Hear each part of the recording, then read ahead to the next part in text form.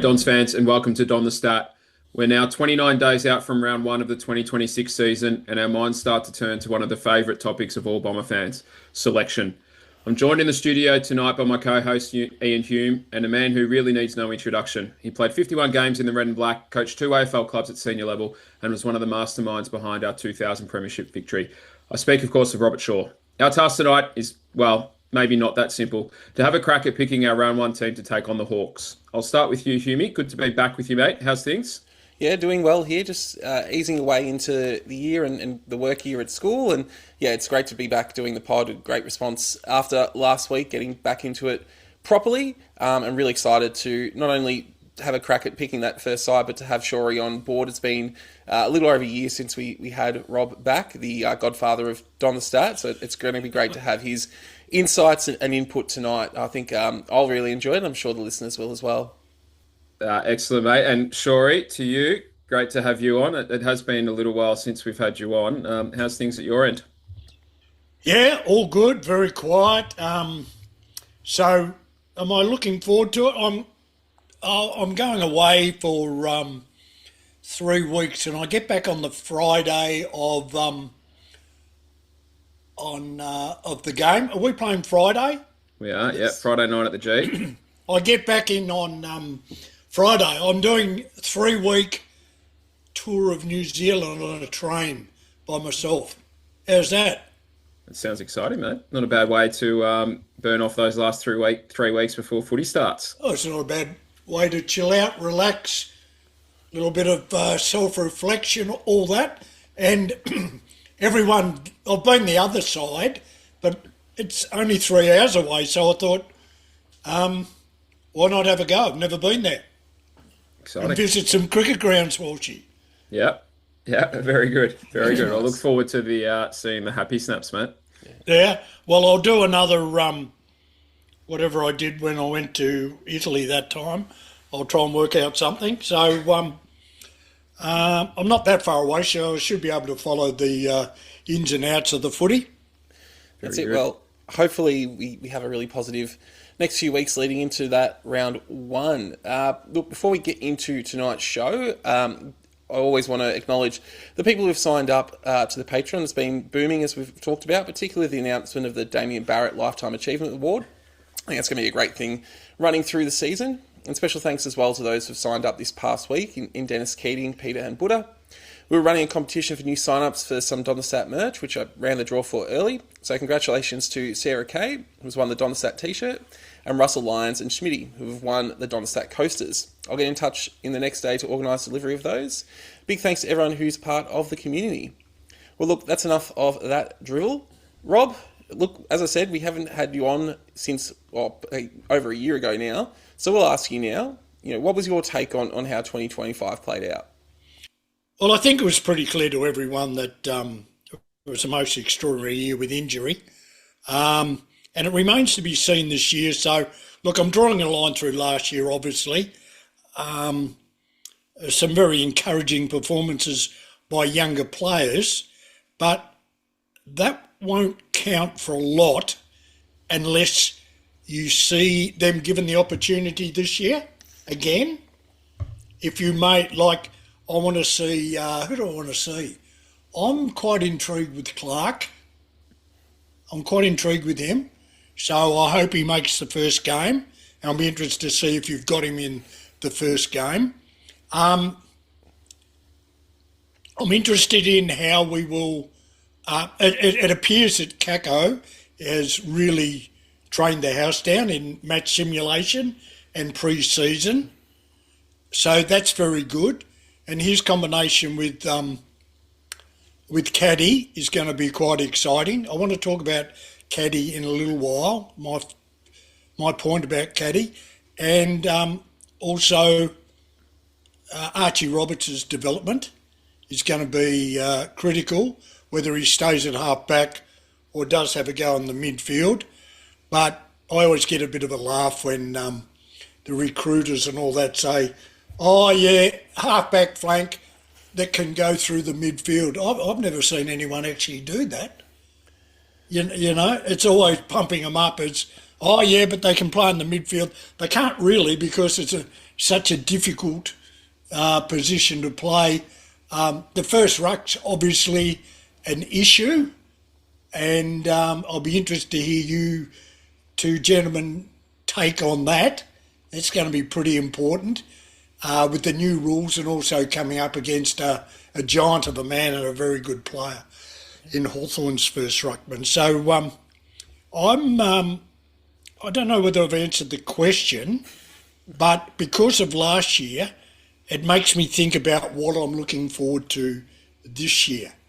Yeah. So we've now got my summary would be, very briefly, we've now got a top 10, a wild card. You might want to discuss that, your point of view on that. I think, Walshy, can you correct me? I still think we're the second last team last year. Last year was so hard to judge, though. We're still very, very low in defending opposition transition. And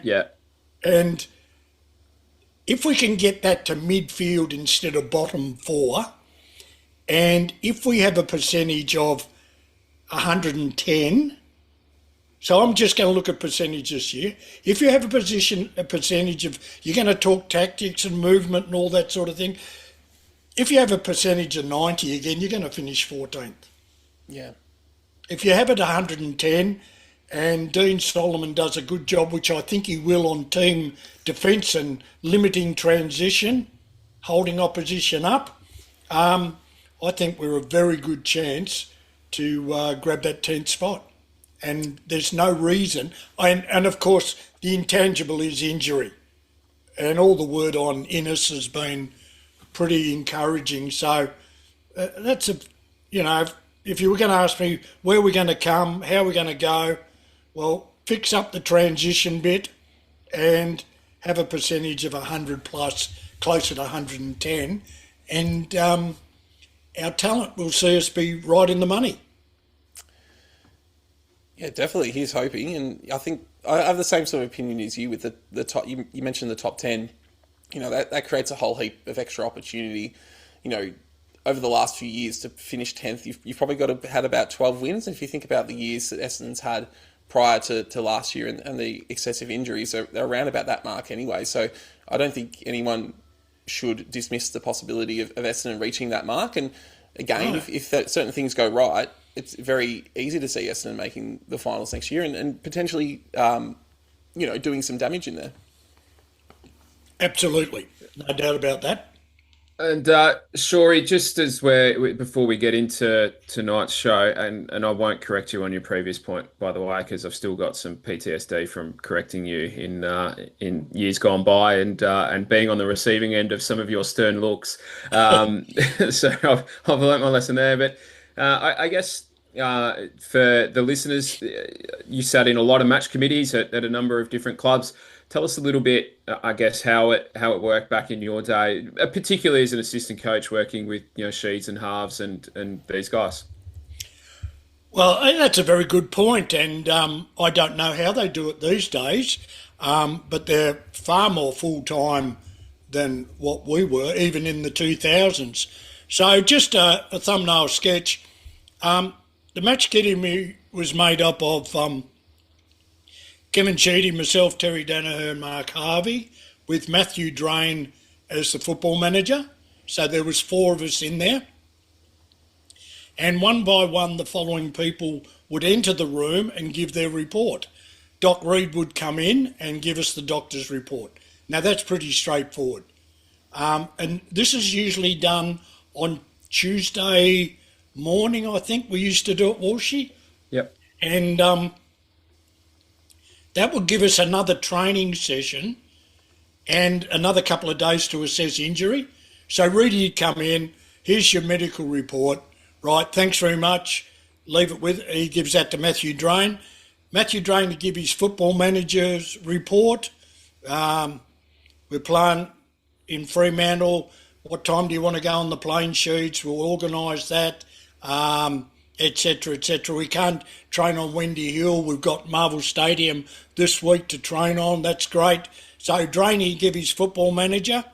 The list manager would come in and give us an update on prospective players who the club were looking at. And finally, the CEO would come in and give a general club update, how the club's going, salary cap and all that. I shouldn't have said I shouldn't have said the CEO came in. No, I don't want to go there. So that's basically how it works. And none of those players apart from Matthew Drain, and then it's just left with the four of us to select the side. Five of us. Sheedy, Shaw, Harvey, Danaher and Drain to select the side. That could go from anywhere from 1 hour to 3 hours, quite possibly, depending on the form of the team, where we're playing, and obviously Reedy's report. And then those people leave, we shut the door, and we knuckle down to what you blokes are about to do. So that's basically how it used to run. And in the Tuesday afternoon, I would, hang on.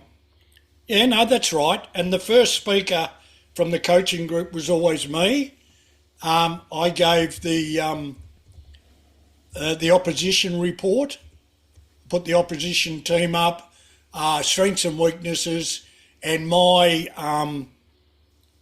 I would have watched them play a couple of times live, and my opinion on how we should line up. And then Sheedy, Harvey, Terry would then challenge me. Who would you play this? Would you go head to head with Mercedes and Sam Mitchell? Do we need, that sort of questions. And after I give my report, we settle down into an open discussion. Sheedy liked to go last, so I gave my team based on the opposition. Harves would give his team, Terry would put in his team, and Sheeds would probably sit there with his magnet board, not say a word, and just shuffle around, and then he would take all that into account, and then he would put up his team on the board, on the magnet board, and he'd say, right, I've listened to everything, this is what the team is. And we go, hang on a minute, why have you... Then he was great because we could question him and we could make him change his mind. And that's the way he did it. He put up a team and said, right, that's a team, boys, that's it, he's out. McCurry, Mercedes in, those two are out, Barnes and Alessio out. We're going, well, hang on a minute, And it was really good. And in the end, the coach had the final say, but I'll give Kevin credit, he didn't want control. He didn't say, this is a team, see you later, boys, thanks for coming. You could turn him, you could back him in, and sometimes we said, yeah, it's a great side, Sheets, can we go now? Right, we'll meet you downstairs for a coffee. That rarely happened, but it could possibly happen. And that's where we find ourselves now. Whereas if I was, say, me at match committee, it'd have been then handed over to Walshy with his team and then to Humey. But, so that's how we did it. And I've got no idea how they do it now. I think it's a bit of and I'm going to have I wanted to stress that the only people in the room were the coaches. You might get called in, Walshy, and say, listen, where's that tape of, we need a tape of Craig Bradley done. We got Carlton this week. And then you'd go and do your work. I found it very interesting during the pre-Vozo and pre-Barham days that the former CEO and the list manager cordially would invite themselves and sit in on match committee.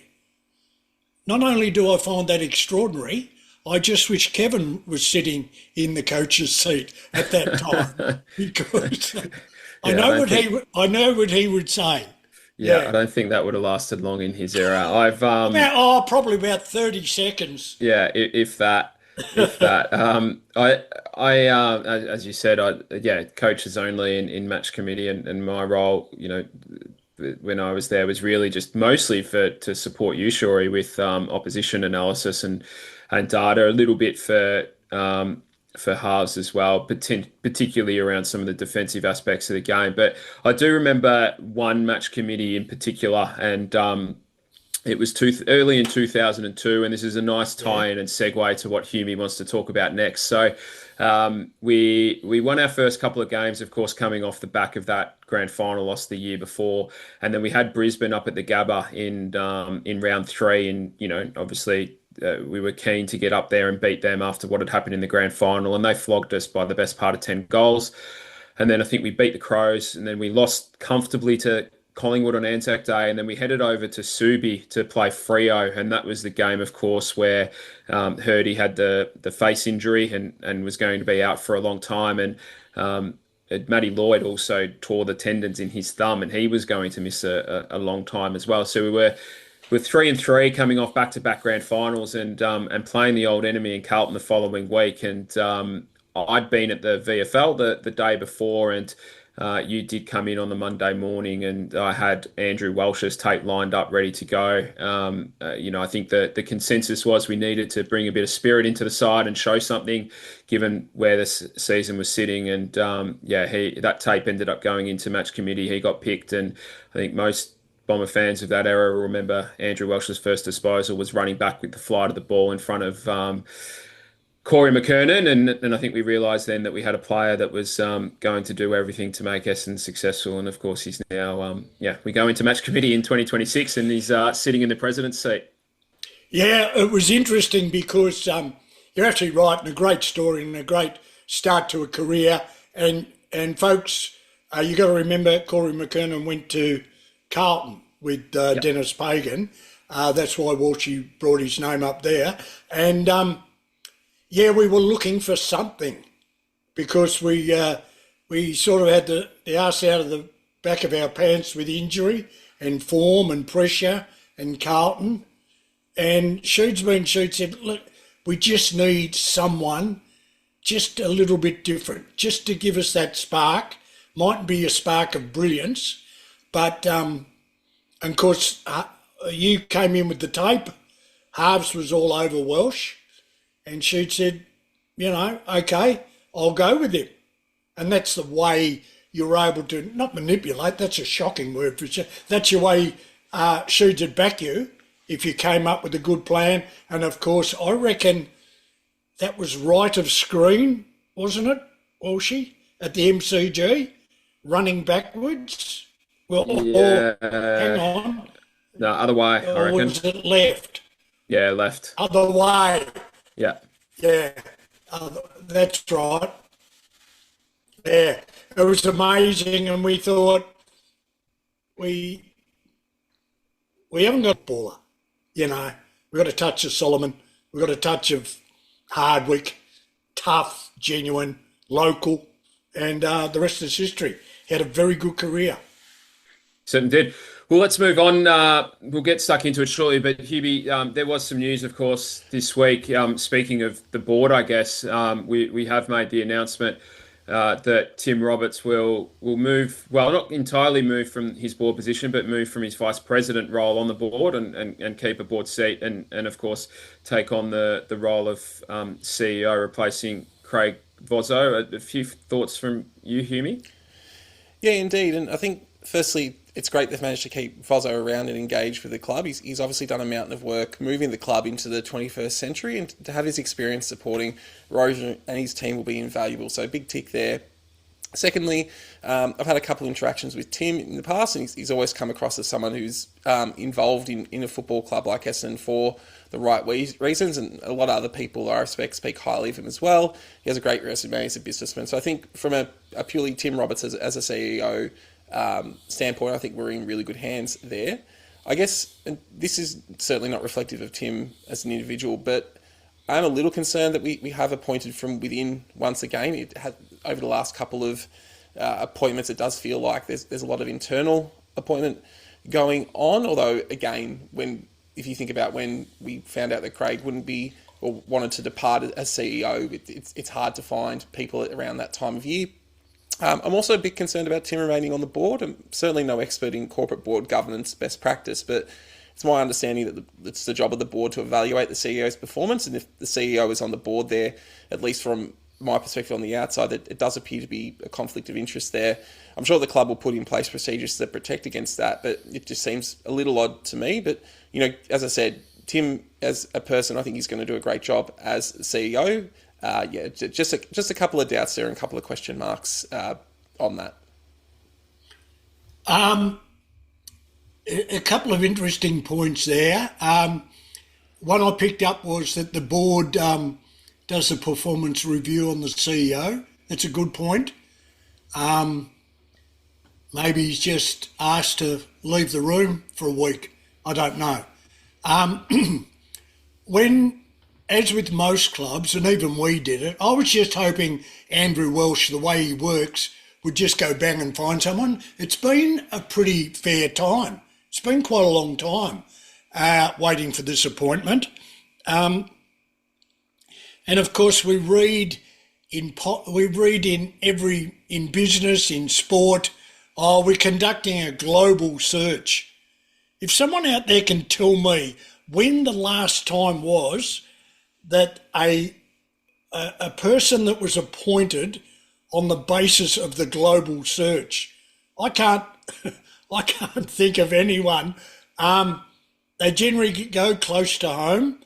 My personal point of view, and I think I put it on whatever, I think knowing Tim and knowing the fact that Vozzo is staying in a consultancy role in the areas of list management, salary cap, recruiting, that allows Tim to concentrate on the business. I didn't see the internal appointment coming, but as I said, I believe it's an inspired move. And I think he will fit in superbly. And I take the caution of Humie on board, but I think in time this will be seen to be a pretty inspiring move. He's humble, he's low key, he's not flashy, he's welcoming, he's embracing, he's popular, and he's a good person. So, and he has expertise in the area that we need. Would I be acting with a little bit more caution if Vozzo didn't stay around? Probably Tim is not the football CEO. And I like the fact we had a corporate CEO under Campbell. We know where football went under that. Then we went with the football CEO at Vozzo. And I think everyone was united in their support of him, and the fact that he is going to maybe even mentor Tim and assist him in the areas where Tim probably not strong, and that's football CEO. I think A, it's a great appointment, and B, it's a great combination. So I think I'm glad it's not someone outside, because sometimes outside you're not too sure what you're going to get. At least we know what we're going to get with this man. Integrity, humility, and talent in his specific area. I can't see it going wrong.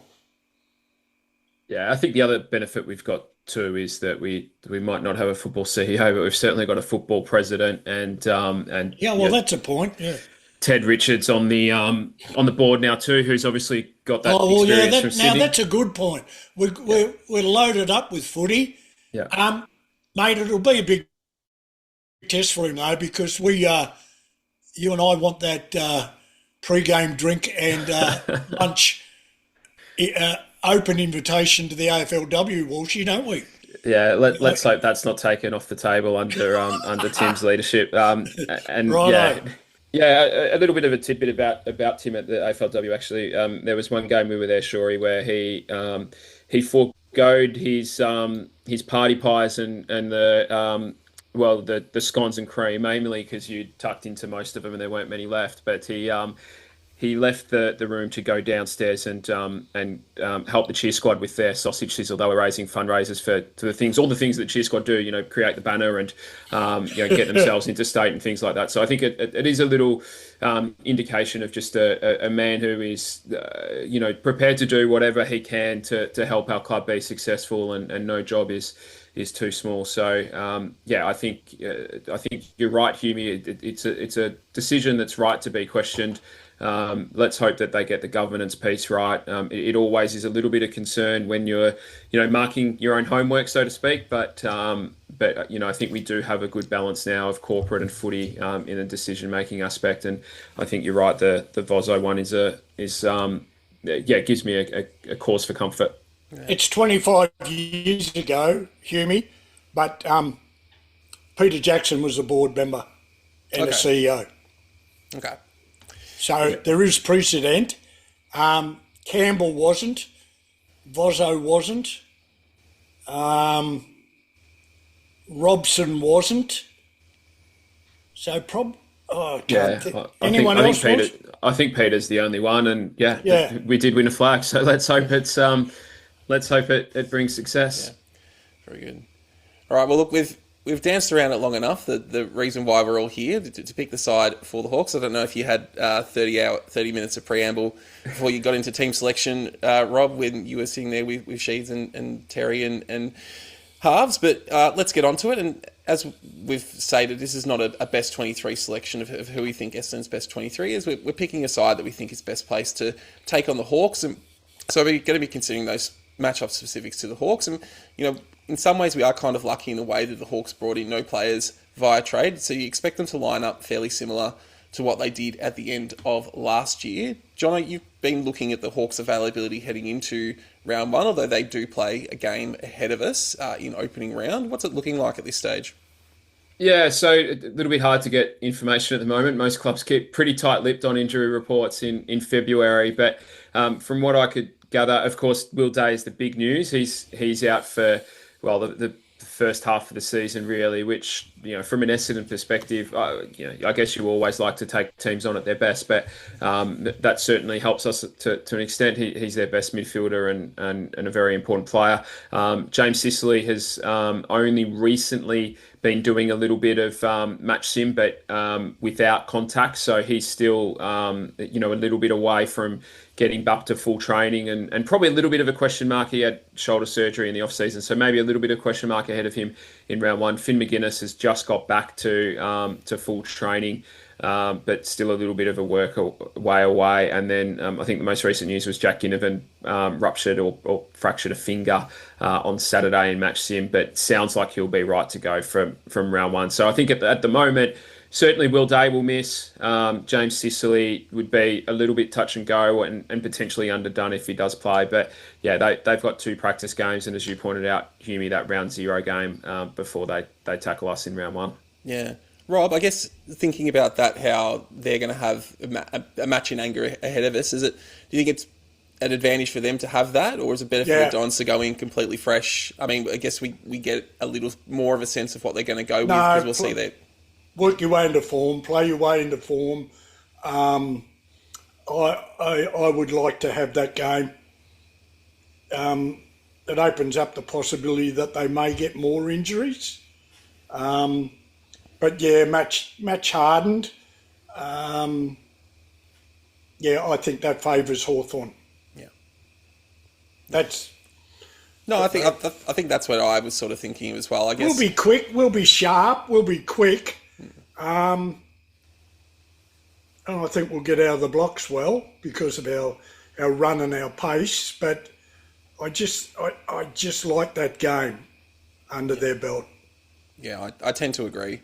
But I guess the only thing is we'll probably get to see like how they actually want to line up. You practice matches, teams can play a little bit of funny buggers. But who are they playing? Hear me? I can't remember. I've got sorry. We should have all the research we've done for this, and that's the one little bit that we. Who did the opposition play? Yeah. I should know. You've caught us on the hop there, mate. They have got the Giants in Western Sydney on the Saturday. So they do. I mean, if there's a little bit of an advantage there, it's a 4:15 game. Hopefully, they're a little bit slow with the traffic down Parramatta Road getting to the airport, and the Sydney airport curfew has them stuck for the night. And I guess 6-day break. That might even out that advantage a little bit. Yeah. All right. Well, look, let's get into team selection. We're going to start with the backs. The Hawks, their forward line has threats both tall and small. So, this is where matchups are going to be crucial. And look, Jono, unlike when we play cricket together, you can have the new ball here. Yeah, thank you, mate. Very generous of you. Look, I think reflecting a little bit back onto this game last year, we did go in with the 3 talls, so I've opted not to do that.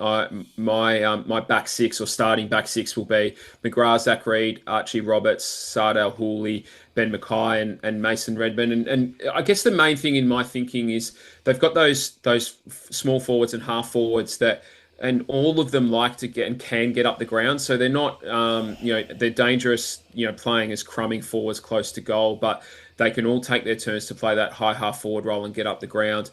They were 5th best team last season for ground ball gets. And if you look at the top 5 in the competition, it was Adelaide, Brisbane, Western Bulldogs, who missed the finals, but I think most would accept underachieved, Geelong and Hawthorn. So, it is a bit of an indicator that the best teams are really strong on the ground, and that's certainly something that Hawthorn are at. So for that reason, I've gone a little bit small, and I guess the most contentious one for me, and I guess we'll debate it in a second, is that I've left Jordan Ridley out, and my thinking there is, that I think they'll go 3 talls, Chol and maybe Lewis and one of Gunston or Deer, and I'm comfortable with Mason Redmond playing tall on a player like Gunston or Deer.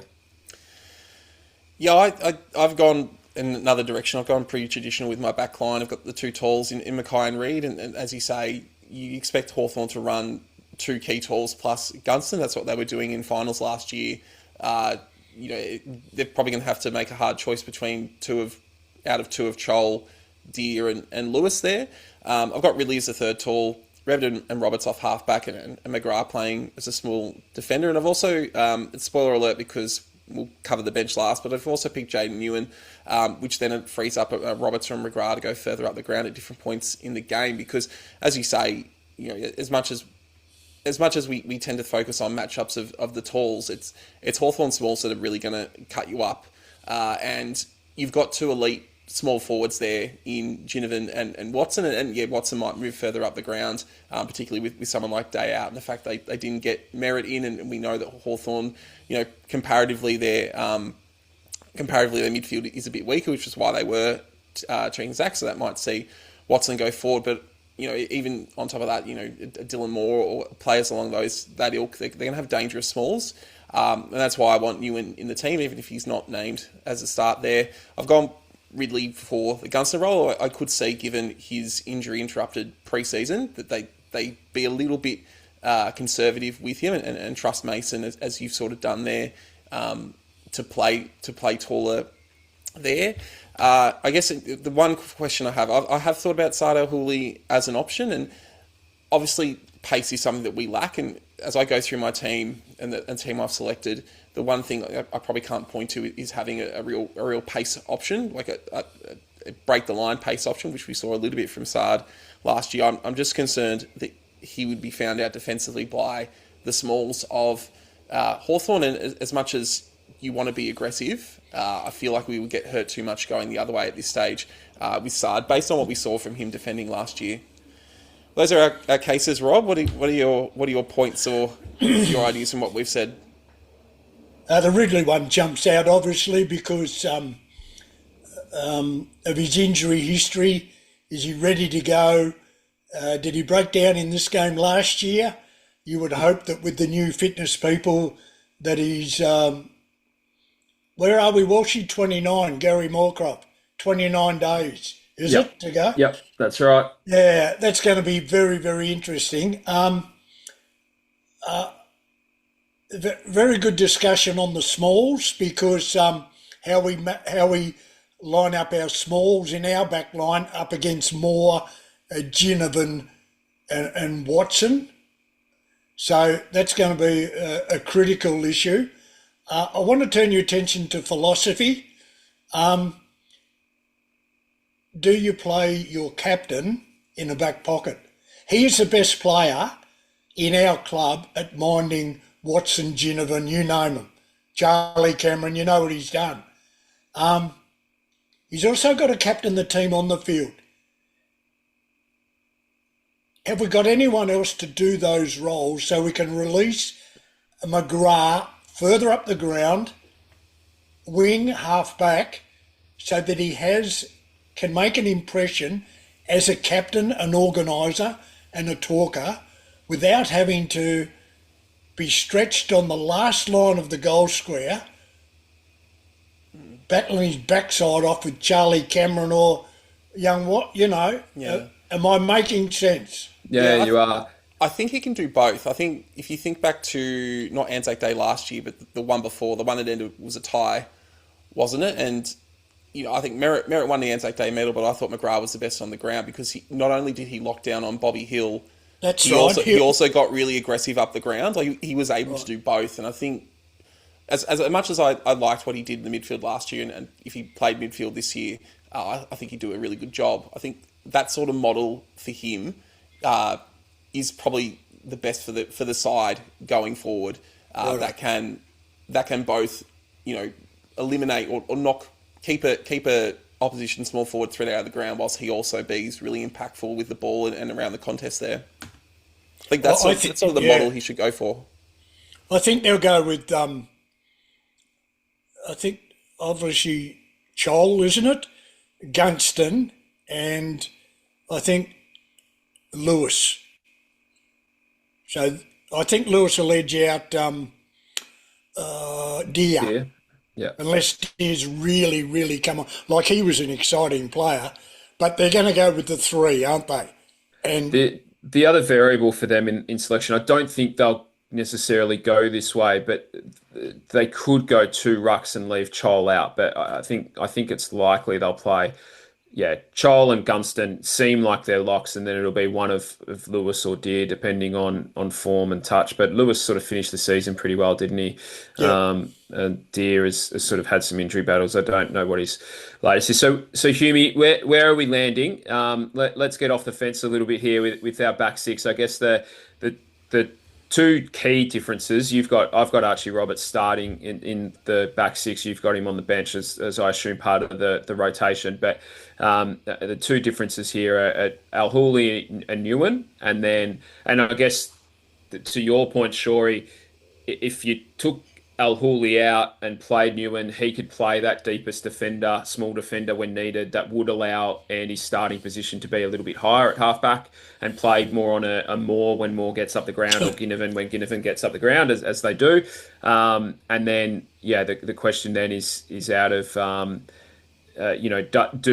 do we run the risk on Jordan Ridley, who hasn't yet been involved in match sim and our first practice matches this Saturday, this next Friday? Do we all agree that you cannot play Ewan and El Hooley on the halfback flanks?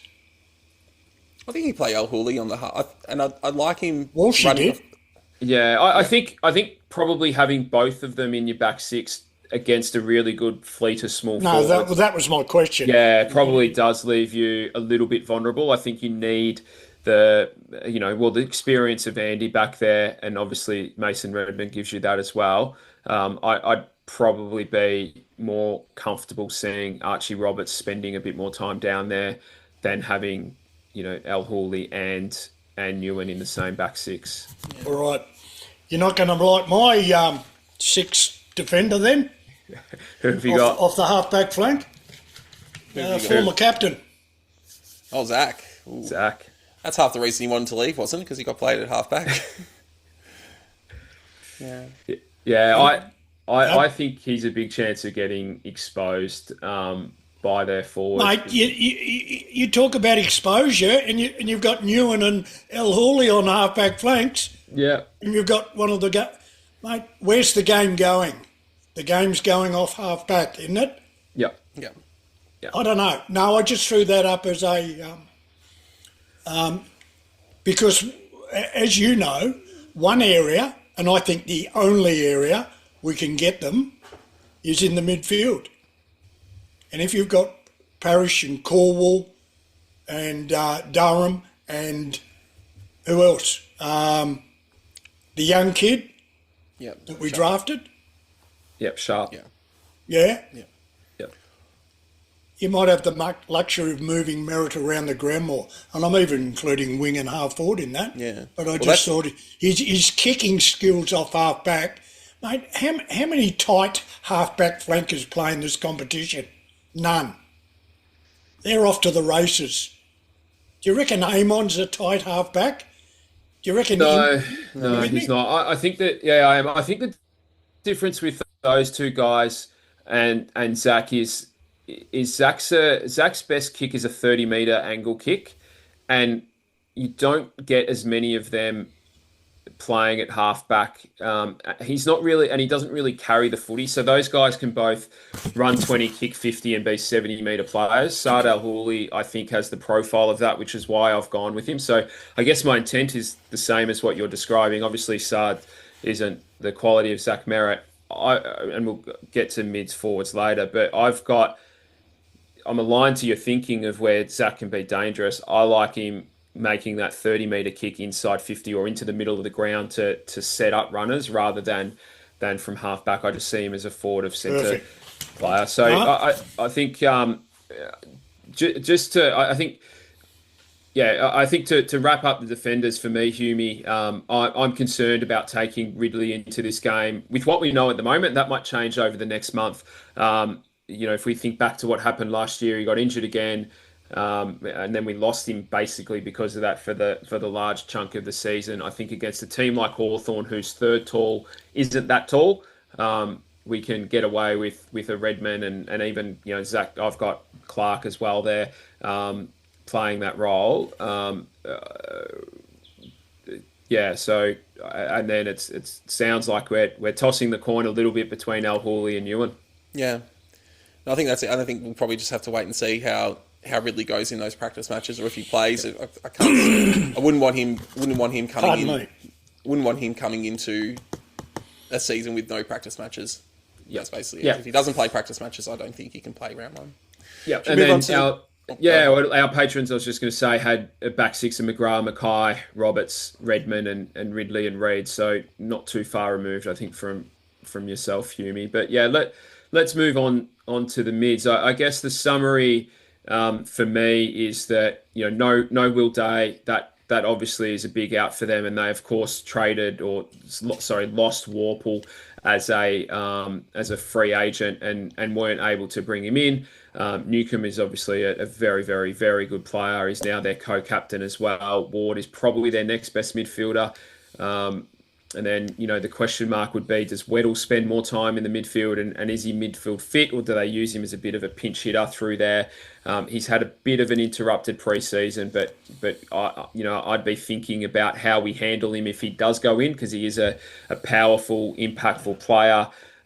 They've got Nash as well, who's another big body, and there's a little bit of talk that they could go two rucks. So the question mark there for me is how might Blackiston, as a more athletic profile of ruckman, stand up against those two rucks. But the thing for me that I keep coming back to is they were below the AFL average last year for first possessions won at clearance, and they fared a little bit better than us, it must be said. But we didn't have Parrish for most of the year. Caldwell missed most of the second half of the year. Two players that are very good at that. And then they've gone and lost Day, who was their third best first position player, and Worpel their fourth best. So they arguably get weaker in an area that they were already a little bit weak in. We get a lot stronger, you would hope, in an area that we struggled in. And I've built my midfield really around thinking about that. So my starting midfield, including the wingers, is Fiorini, Parrish, and Jackson Pryor. So I've got Jackson Pryor there for two reasons. He's been playing there, matched him. I think his best footy at at Brisbane was on the wing. It gives us that carry and that long depth of kicking inside 50 to be able to get over their aggressive defenders. And then Blackiston in the ruck. I think we back the more mature body over Vigo Vicentini at this stage. And then Jai Caldwell, I'm starting in the starting midfield, and I'm sending him straight to Newcombe. I think Jai's done roles like that before. Let's put our best competitive first possession ball winner onto their best and see whether we can, nullify that matchup. And then I've got Zach Merritt straight in the midfield because I just think he might have a little bit of a point to prove. That there's, temptation to play him at halfback, as Shorey suggested, play him forward and use his forward pressure there, and I'll have him spending time there. But I just think at that first bounce, when he's got a little bit of a point to prove, both to I think to Essendon and Essendon fans, but also maybe a little bit of a up yours to Hawthorn. Let's start him in the ball and get his hands on the footy early. If he's got, he's a pro, but if he's got any sort of nerves or trepidation about what the day might mean for him, just get him involved early. So yeah, Fiorini, Parrish, Pryor, the two wingers, and then Blackiston, Caldwell, and Merritt for me. How did you go, Humie? Yeah, can I ask Walshy one question? Yep, sure. Since when's Fiorini been the new Keith Gregg? The most games he played for the Gold Coast were 21. And he played in some very, very poor sides and couldn't command a position. He had a very good second half of the year in their run to the finals. But all of a sudden, leadership group, automatic on the wing. I don't know enough about him, so that's why I asked that question. He's a good player. Yeah, I think. Is he better than Clark? Is he better than Clark? I've got Clark in my team, and we'll get on that soon, I guess. But I think for me, the reason I've locked him straight in there is because the wing role, particularly the defensive aspects, just having someone you can lock in there, particularly in my case, or Humie, I assume you're the same. And I got to speak to Xavier Dersma 2 weeks ago. He looks like he's set to play half forward. So I think just to be able to get a more senior and experienced body out on that wing to run up and down. No, I'm just playing devil's advocate, which I'll do. That's why we've got you here. I think it's a fair point. But and look, he's a good kick of the footy. So for me, I want two good kicks of the footy out on the wings, and Clark is as well. But two players that can be defensively minded for me. Fiorini and Pryor do that. They're both good in the air. Pryor probably has a little bit more reach than Fiorini does. Good fun, this. So you're saying Pryor's better than Dersma, Walshy? No, I just think Dersma can do more damage at half forward. Half forward? Yeah. Well, I guess. So how did you go, Huey? This is the show of the year. This is controversial. This is good. We get the papers. I love talking. this. That's good. I've got Fiorini. Can you straighten him up, please, Huey? I don't know. I don't know if you're going to like my one either. I was very tongue-in-cheek with Fiorini because I've got bad memories of, and with all due respect, Sam Wiedemann coming to Essendon as the next Wayne Carey. So when we tend to pump up these big recruits, we'll reserve our judgment till we get an opposition and not a match sim. Yeah. And Hawthorn won't be match sim. There'll be opposition. Absolutely. Come on, Humie. Midfield, son. All right, let's see if you approve of this. I've got Fiorini on one of my wings, and my other wing is going to be a little bit different. I've got Kyle Langford mind you. running the other wing for me, and I'll get into why I've done that in a little bit. I've got Blackiston as the ruck. I think he's the only choice to ruck round one. It's going to be interesting to see him go up against Reeves, and the new ruck rules that supposedly favour the more mobile ruck should be of benefit to Blackiston. And of the training I've watched, I think Blackiston's actually going to be a big part of our ball movement, where Blackiston will probably fall down a little bit. He won't be that as good an option as that sort of kick down the line as Draper was, but what Blackerson will bring is the ability to run and find space and sort of be a link-up player there. So I'm pretty excited to see how that works. And in terms of my starting midfielders, I've got Elijah Sardis, Darcy Parish, and Sam Durham. I want Sardis in there. It seems he's been training as that Josh Dunkley style midfielder, not a stopper in the sense that that's all they're focused on, but they do a lot of the hard, unrewarded work, but they're also able to win the ball firsthand. So we know that Elijah's one wood is his ability to get the ball and get a hand pass out. And I think what that does is that then releases Darcy Parish, who, as you've talked about a lot, Jono, his best football is not being that first possession midfielder. His best football is the one who is getting it out of the clearance from that first possession. And so I think if you have Elijah there, that frees up Darcy to do that role. I know you've gone with Caldwell. He's on my bench, and so obviously there'll be rotations there. And I've got Sam Durham in there to start. I think with Martin going down, we really lack that point of difference midfielder. Sam Durham's the sort of player who can take a ball from inside to out with his own running power and his own strength.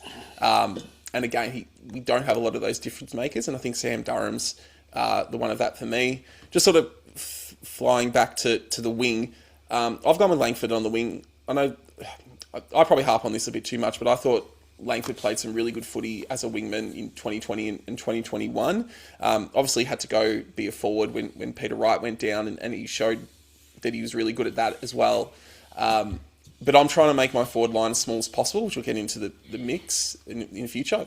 I think you have to have Langford in the team because he's a leader, and we need those experienced bodies. And I just think to get the forward line to be as small and mobile as possible, you have pushed Langford up on the wing. We've seen him do those roles at half back late in games. He knows how to be defensive. He runs the wings really well, and he's a really good user inside forward 50 as well. So that's why I've got him there. It's probably not going to happen, but that's my reasoning there. It's sort of moving him up the ground to sort of fix other areas that I think we've often gone in really immobile up forward. And so if you have him up on the wing, I think that allows us to have more options in our forward line. This is good. Well, I haven't got an opinion either way. I've always liked Langford on a wing. Don't mind that. I don't mind the wing situations you've thrown up. Considering that your best wing hasn't been named there in Dersma, I think that shows some really good depth. From what you've seen on social media from the people that go all the time, what move is going to come that, what am I trying to say, Washi? Whose role have they changed in all this pre-season? Or are they just going to roll them out in the same positions? Have we seen anything creative or different in lineups and positional play in the match simulation? Because I think we've got to do something a little bit different, and you two blokes so far have been pretty creative. Is there anything up their sleeve that at round 5 we'll all be saying, "By gee, what a great move that was! Wasn't that? I didn't see that coming, but well done to the coaches and the selectors." Yeah, Dersma's probably the biggest change. So he's been playing more as a half forward, and I guess what he does there is he gives you someone who obviously runs hard up and down, can get smaller defenders in the air because he can jump and he's strong overhead, but also good at ground level, and we know he's a good kick at goal. So that's probably been the biggest move. More recently, Roberts has been spending some time through the midfield, but that's not brand new because we saw him go in there late in games late last year. Kako, a little bit the same, but again, we saw that last year. Gresham's been spending some time in the midfield. The hard thing with midfield at Match Sim is you need 8 of them at a time, don't you? And so you sort of have to have enough numbers running through there. But yeah, there hasn't been anything, Cal Gerayan's been playing down back, drafted as a forward in his second year, but he's not really in contention. The thing that piques my interest about the one of Langford on the wing, Humie, is Massimo D'Ambrosio. You touched on him a little bit. doesn't really have a defensive bone in his body, and he's not particularly good overhead. So someone like Kyle is smart enough to take Massimo to play parts of the ground that he doesn't want to go to and make him nervous. The flip side to that is Kyle going to have the agility to be able to go with a player like Massimo when he cuts in through the middle of the ground and uses his weapon being that kick inside 50. Yeah, that was part of my thinking there. In Massimo, as good as his first year at Hawthorn was, his second year was okay. Well, it certainly wasn't the level of the first, because I think teams managed to expose him going the other way. And as you say, Kyle is someone who's going to be able to do that, in my view, compared to, say, a Pryor, in terms of exposing him. Although Pryor, who you've selected, is probably going to be better suited to sort of keeping tabs on him and making sure that he can't use Massimo's strengths in a more negating way. So I guess it's which way do you want to go in terms of dealing with that threat? Yeah. Well, I guess we've still got those two practice games to finalize that decision. So we'll move on to the forwards. So I guess the thinking here is, in the past we've sent a tag to Sicily. We've used Guelphy in that role, and not just against Sicily. We've used him against Stewart and some similar players. So do you go with that, or do you just commit to structure?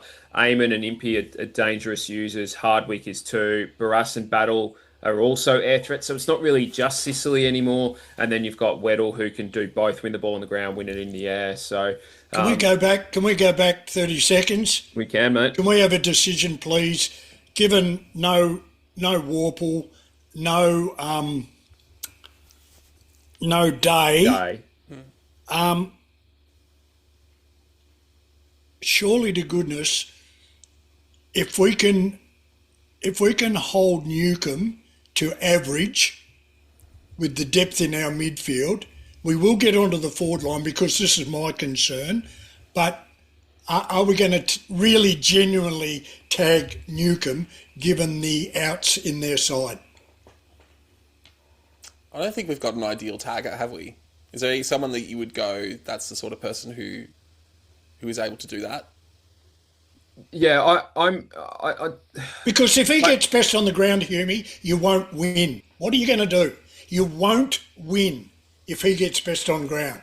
If he takes the 3 Brownlow votes, you won't win the game. What's it mean to beat Hawthorn? Yeah. What's wrong with Caldwell? Yeah, he's not a high position player, is he? So he's not. He's a high influencer. He is, yeah. So I think for me, the reason I'm going with Jai is not just to sort of tag him, but to beat him to the footy. Give Jai that sort of impetus to still be ball first, but and I think that's the way to beat him. He averaged 22 disposals last year, so he's not that 30 to 35 disposal. He's not a Zach Merritt or a Nick Dacos type that gets it inside and outside. He's very much an inside player, and the bulk of his possessions, almost 50% of them are contested. So you've got to beat him at the source. I'm sending Caldwell to him to do exactly that. And then I think Jai can actually get him going forward a little bit. And I suspect, Humi, you think similarly, but more so with Durham. I was thinking Sardis in terms of that ball winning. And I guess my other thing with Sardis, I know we're trying to pick... I'm glad you picked Sardis. I'm glad you went with him, because so you should, because pick 5... should have found out last year. I know. Did he get injured? Didn't he? Didn't he do it? Injured, yeah. I wouldn't sacrifice having to find out for a win, but he's once again he's had a great pre-season. He's ready to go, and will our coach give him the opportunity? I think he's pretty sure he'll be part of that. Is it 5 on the interchange? Yeah. It's got to be in that 23. Yeah, indeed. You've got him starting. Okay. Hey, listen, one last question. We've gone our back line, our midfield. Where's their most destructive and influential player? When's he come up in the conversation? Hawthorns? Yeah. When's Weddle? You're not going to have Jackson Pryor on Weddle on a wing, are you? Well, I think where will he play? Yeah, I'm intrigued. I'm really keen to see where he plays in their practice games, and obviously we get the chance to watch them in round zero. Yeah, good point. Does he spend more time in the midfield without Day? Because he spent a bit of time through there last season. Does he play at halfback? Does he play on a wing? I'm certainly curious to see where that is, but. Well, that's the bonus of that game, Humie. Yeah, that's the bonus of us going second. Yeah. They should send 3 coaches up to GWS and sit there and watch this bloke and what they're going to do with him. Because if we do handle Newcombe, and we can, I'm just big on take away the opposition. I've always been this way. Take away what the opposition want and then play your game. Yeah. So anyway. Yeah. All right. Well, yeah, I sort of noted Weddle in their defenders, sort of got him there for the moment. But the questions for me in the forward line were, in terms of our own forward line, is what do we do with Sicily, if anything? I guess for me, it's no longer just Sicily. They've got Barras and Battle down there who are strong in the air. Then there's Amon and Impey, as well as Hardwick, who are dangerous users. So I've gone with a starting forward line of Dersma, Wright, Kako, Langford, Caddy, and Hussein Al-Aksha for his debut. So, similar thoughts to you, Humie. Concentrate on the smalls. I've got another small forward on my bench, which we'll get to. Dersma can play tall and small. Wright will obviously be my second ruck, and then I've... Langford for me gets that spot in the forward line. I think because more than anything, he'll take a good defender. A Barras or a Battle are going to have to be a little, or Sicily for that matter, are going to have to be a little bit more wary dropping off than they would against a Guelphy or someone like that if they are in that role. So that's the way I've gone about it. Humie, how have you sort of set up your forward line? Yeah, I think we're pretty similar actually, and the player that we're different on, we both have in the side anyway. So I've gone with again Caddy and Wright and Kako as the main ones, and then Dersma, as you've sort of said, he's been trained as that half forward, and I really like the idea. I guess if you think about what we were running last year, we were running Ben Hobbs as a half forward, and Dersma in most ways is an upgrade on what Ben Hobbs was providing, particularly in terms of the important nature of the defensive aspect of the half forward. Ben got really lost in that transition thing, and I don't think Xavier, as Shorey said, Dersma runs the wings very really well, and that's a really technical position in terms of where you set up and when you need to know when to go, and I think that element will lend itself well to him as a half forward, plus his other positives there. And I've just got Zach Merritt on the half forward line, but obviously, it's interesting. As much as the game has changed and the way in which positions aren't as relevant, we still go through this process of selecting sides along these lines of defenders, midfielders, and forwards. Naming Merritt on a half forward flank when he's probably still going to spend most of his time in the midfield is one of those little quirks that we have in our game these days. But I guess I just. Shorey sort of mentioned him at half-back. I just think he's more damaging in sort of that half-forward line. I'm more along your lines there, Jono. Sorry, guys, I put my light on. The lights are on, but no one's home here, that's for sure. Just a quick summary, and go back to the midfield. Because of what we spoke about, and our perceived depth, I think we have got depth. We're going to get the football. We're going to have the football. There's no doubt. Morshy spoke about that stat, first possession, and with Parrish back in and Merritt happily going about his work, and maybe introduction of Sartis and give Sharp a go, and Dersma running through there, Langford on a wing, all those sort of things, to me, sound like more depth in the midfield. So, I know it's an old term. Who's your centre half forward, guys? Yours is Yeah, I've gone with Wright playing predominantly in front of Caddy because I think Nate is probably better suited to those longer searching leads. But I think ultimately they'll interchange. I've kept Langford in my forward line because when Wright is in the ruck, I want that structure of two taller forwards.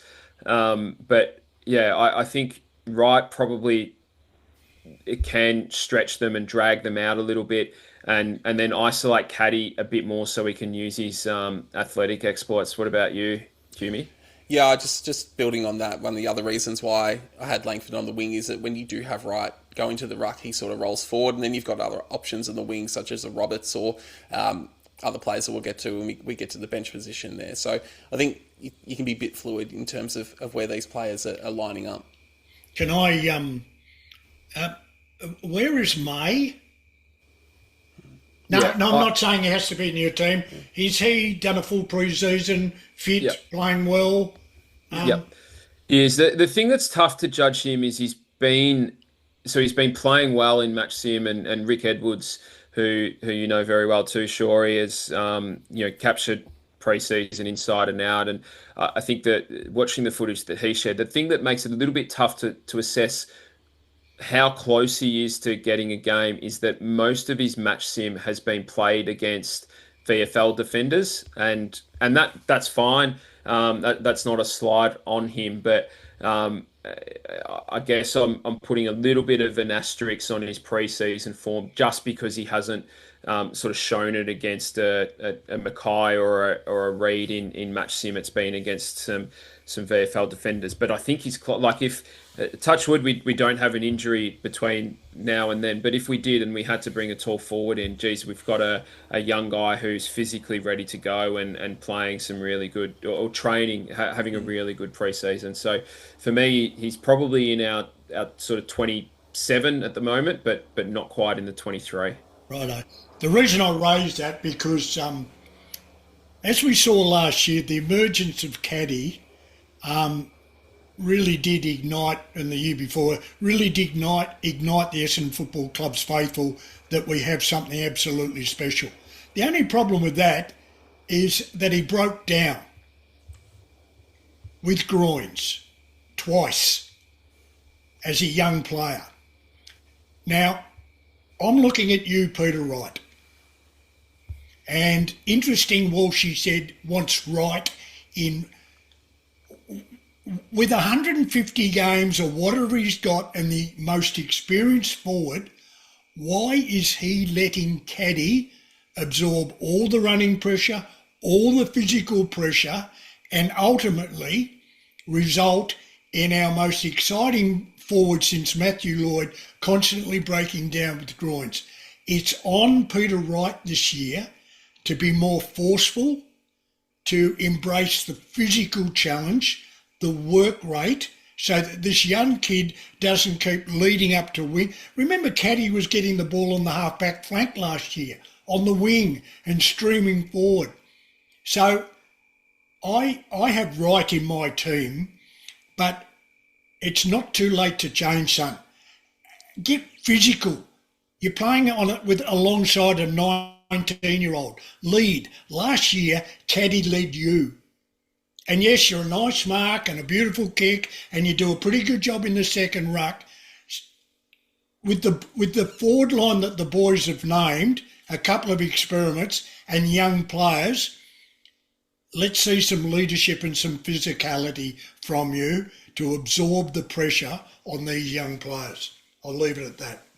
Yep, I think a lot of fans would agree with your sentiments there. Sure, I'm probably a bit more of a bigger Peter Wright supporter than most, but yeah, I think it's fair. Probably the one difference our patrons had that we've had, Humie, is they had Guelphy in their forward line. I'm going to roll on to my bench and just explain. Hang on, I'm writing this down. I didn't write it down because I was thinking of my Peter Wright speech. So Wright, Caddy, Keiko, Dersma. Who were the other two? Yeah, Alashka.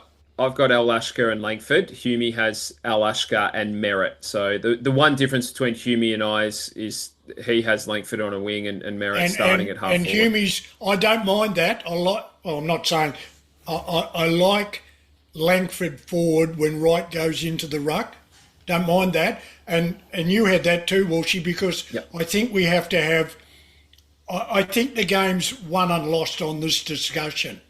Because personally, objectively, I would, before you get onto the bench and we finish up, I would like to know how we're going to break down, and that's why I put it on Wright, because you're up against Hardwick, Barrast, you forgot Scrimshaw zoning off, Josh Battle All-Australian, Amy, Impey, Sicily and Weddle.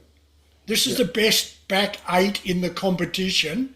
So, and we're going with a very, very young forward line against, and I can't see us getting through them. So that would be my observation. That is a brilliant back 8. You have to agree with that. So that's why I get frustrated with Wright. I'm happy with Keiko's going to give someone real trouble. I like that Dursman move because of his marking and his creativity. Caddy will be Caddy. So, boys, if Wright can have a big game physically and not take out knockout, but take out a Barras or a Battle, geez, it goes a long way to helping us. He's got to break even physically with those blokes. And you know, then you've got the run of Amon and Impey. I'm not being negative, I'm just doing my job of, you know, what it was to analyse the... Yeah. We're going to get the footy. The footy's going to be in our forward line, folks. No doubt about that. Our back line's going to go okay. How do we kick 13 to 15 in a night game on these blokes? Righto, onto your bench, Walshy.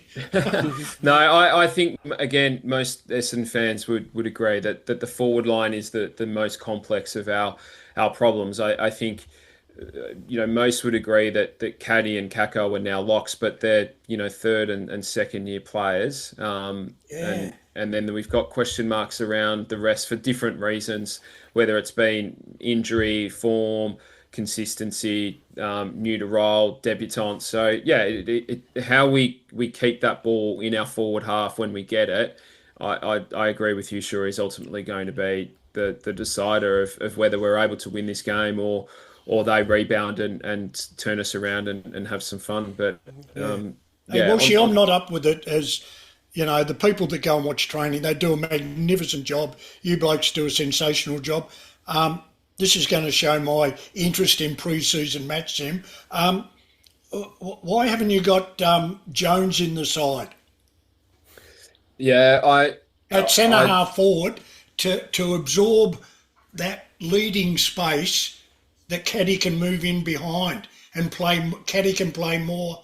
Is he still injured, Walshy? Yeah, he is. Okay. So he busted his ankle, you might remember, last year and not back to full training. So I know he polarises, but I reckon Caddy needs a centre half forward to play in front of him. I think I think back to the game we beat them in round 1 a couple of years ago, where the Waller, Anthony McDonald, Tip and Woody comeback game. Jones took that Sicily match up and just dragged Sicily out of the way. We played through him, and then he helped bring guys like Perkins and whatnot. Who's another one I've left out? Sorry. Yeah, for the same reason, just hasn't, for me, done enough pre-season. So for me, he's the same as Ridley. We've got enough guys that are fit and playing, training really well, that I'm just not taking any risks on anyone who's not, you know, got the miles in the legs. Right, so, who's your Paul Barnard on the bench? Well, so yeah, 5 on the bench, of course. I've got two debutants. I've got Jacob Farrow, Dyson Sharp. Sharp I see as... Who was the first one? Jacob Farrow, the third of our... half back, yeah. Yeah, so I've got him rotating wing half back and using his pace and foot skills back there, particularly his foot skills. So yeah, got him. Dyson Sharp goes into my midfield mix. Similar sort of role to you explained of Sardis, Humie. I've left Sardis out, but the reason I've gone with Sharp is I also think he can go forward when Wright's in the ruck, and again, similar to the conversation around Langford, just help keep structure ahead of the ball and make sure that their intercept markers don't get too many favourable positions. And then I've gone, well, Durham's just part of that midfield. I've got him playing midfield rotation, rotating forward along with Zach as well. Angus Clark's my third winger and seventh defender. So he can roll back and play tall when one of the tools is resting or Redmond comes off. And then I've gone Jade Gresham as the third small forward, but also one that can play through the midfield. So everyone on my bench, I've picked because they can play multiple roles. They can play through the midfield, or they can play a wing, half forward, or half back. And what I've really tried to do is load up on midfield options so that we can really expose Hawthorn. That's their weakness, I guess, if they have one, is midfield depth. Then I've gone, lots of guys that can run through there. Gresham, because if Kako or Al Ashka's on the bench, I want to make sure we've got another small forward. Durham picks himself. Farrow's that foot skill, and Clark's Sharp for the reasons I explained, and Clark for the reasons I explained. Yeah, indeed. Humie, Yep. your bench. My bench, I've already revealed one, which was Jaden Ewan.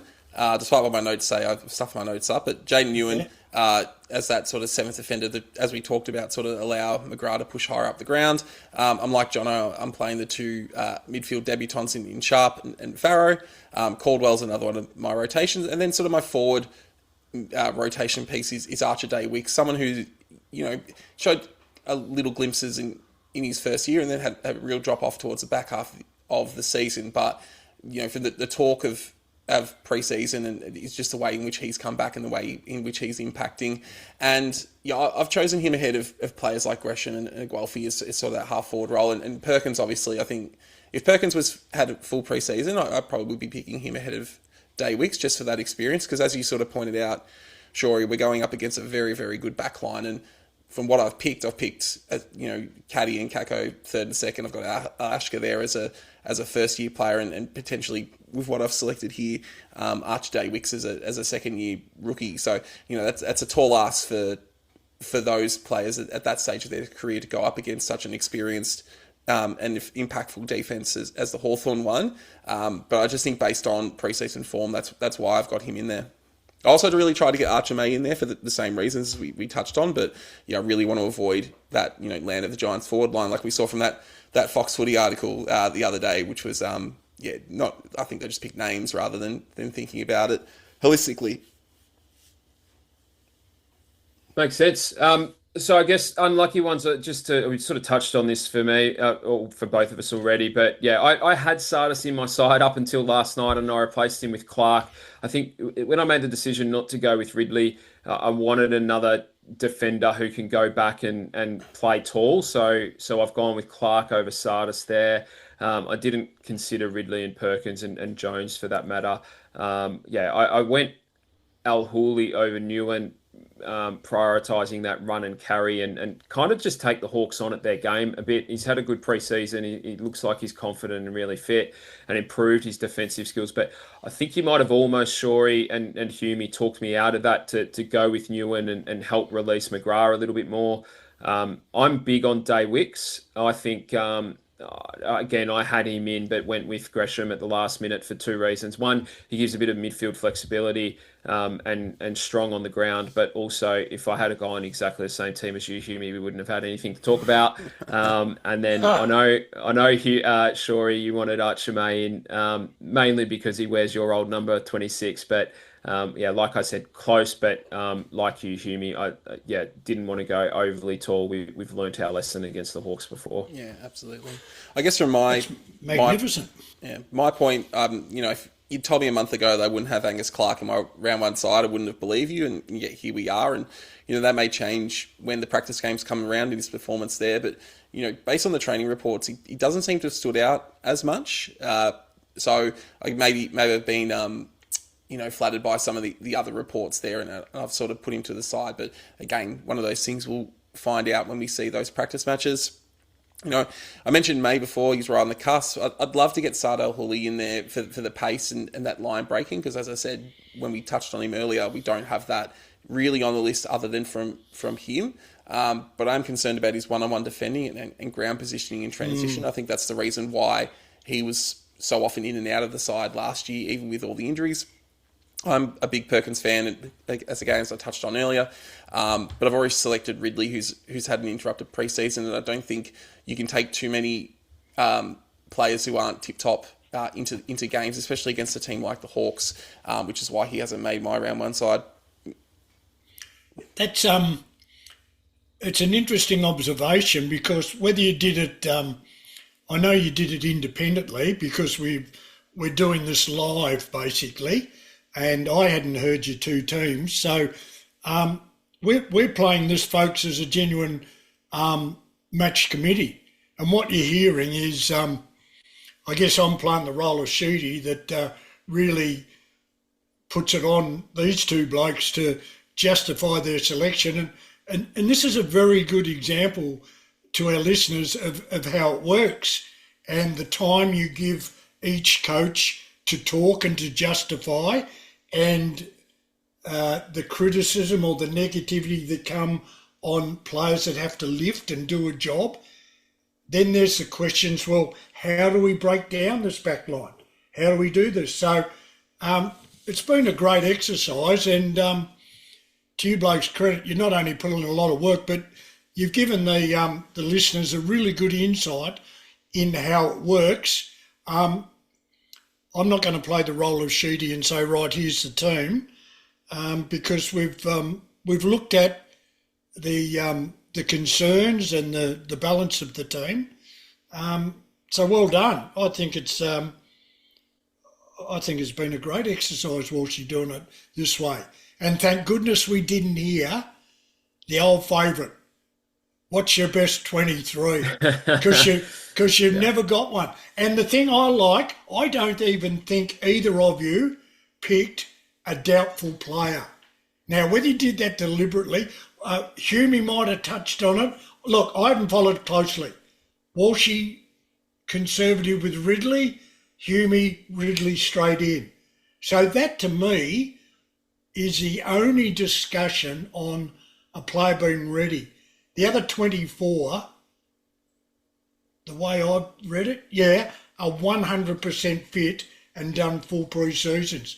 And that's sometimes a lot better than, you rush in Jones or you rush in Perkins or you rush, I don't think it works, particularly with them having a game up their sleeve. But this is good to do it 20, and then now we have a look at them. Now we have a look at them in 2 practice games and round one? No, it's we're round one, opening round for the Hawks. So your team will change because we'll get 3 looks at them. Yeah, that's right. Well done, boys. Thanks for inviting me. No, thank you, Shuri. I guess just to quickly cap, mate, before we let you go, expectations for this year. Or do you want to sort of sit back and have a look and see how we go in the practice matches first? I've made 2. If the Dean Solomon move works in team defence and backline, you will see a significant improvement in that area of the game, which I think historically has been our weakness. Walshy and I will continue over the next 29 days to have nightmares on Impey and Amon, because that is our rollover, because we've seen them all totally destroy us. Whitfield, we can Sard, we can name them all. And hopefully you don't want those 2 blokes running wild. So, and my expectations would be right in the mix for that wildcard round. Right in the mix. The only conservative note I put on it, fingers crossed we have a good to reasonable run with injury. You don't need a magnificent run. You just need a bit of luck in running, a percentage of over 100, between 100 and 110. And if you do that, you win enough games to be right in it. So my expectation is 10th and to play, what is it, 8th? Play 10th 7th, play yeah. 8th 7th. in the first 7th, week. yeah. And for that, I don't think it should be called a final unless you win it. You with me? Yep. You know, they're saying, Essendon make the finals in 10th. That doesn't quite sound right. But if Essendon win, they've won a final. Is that logic? Is that making sense? I think that's how Andrew Dillon put it, that they counted as finals, and it would count if Essendon won that. So we'll take it. Hopefully, What have you got them then? Just a quick one, Walshy. Where have you got us?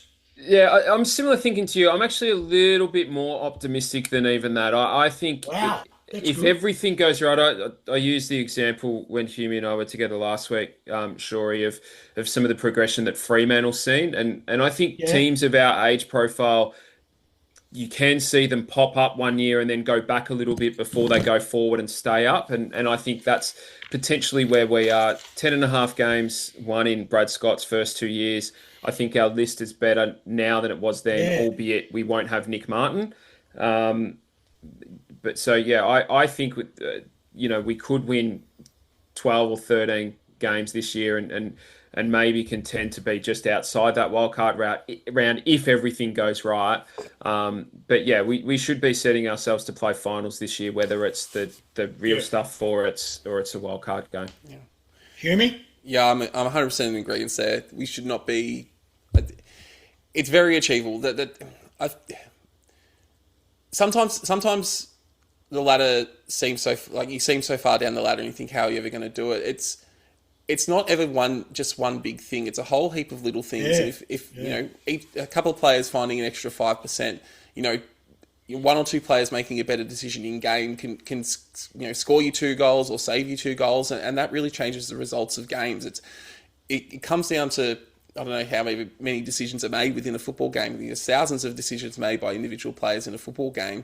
1 or 2 different or better choices can lead to different results in games. And that doesn't, when you think about it like that, it doesn't actually take all that much to get to that level of finals. And I think, we are 4 years into Brad Scott. Yes, last year was interrupted and was hard for him to put that into practice, but we do need to start seeing some results soon and some signs of improvement. I think with the change in the rules and the change in the way in which the finals operate, I would be disappointed if we didn't make the top 10 unless we showed a lot of improvement the other way. And it was one of those extraordinary years where you can win 12 games and have a percentage over 100, but finish outside the top 10. Yeah. If that sort of thing happened and we didn't make the finals, I'd be content with that. But I think we should be expecting that this team can push for finals with it being a top 10 now. Beautiful. Yeah. Well, look, Shorey, thanks so much for giving us your time. Yes, the Chairman of Selectors, the Chairman of the Match Committee, I hereby at 9:13 p.m. Match Committee started at 7. We've been at it for 2 hours and 13 minutes. It's time to go down to the social club. Shoots will have a wine, Terry will have a beer, and I'll have a strong double shot latte, please. Thanks, guys. No, thank you. Won't be the last time maybe this year that listeners will hear from you. Make sure you keep your eyes on your pod feed when we hit 26 days to go for a special episode of the Donstat Countdown. Look, that'll do us for this evening. Big thanks to you as well, Jono, for all your work helping put this together. Got another very special episode of Donstat next week as the GOAT of training watchers, Rick Edwards. Join us to give us a down low on all things that are happening in the pre-season, so make sure you don't miss that one. Any final words from you, Jono? No, I think there's been enough words said tonight, mate. So let's call it a night there. Great job. Thanks for having us, or thanks for joining us, Shorey. It's always a pleasure to talk footy with you. Good stuff, boys. See ya. Thank you. Thanks, everyone. As always, stay safe and go Dons.